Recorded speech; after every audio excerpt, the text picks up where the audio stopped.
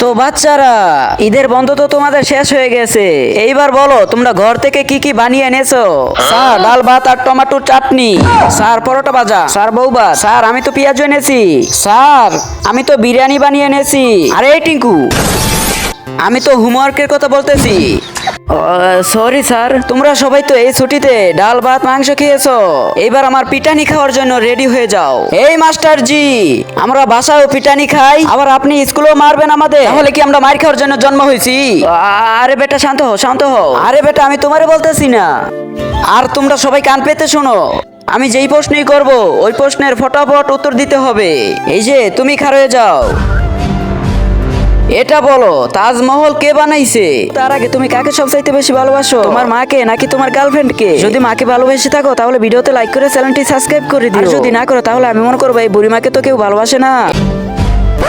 Master জি ফটাফট সে বানাইছে। खत्म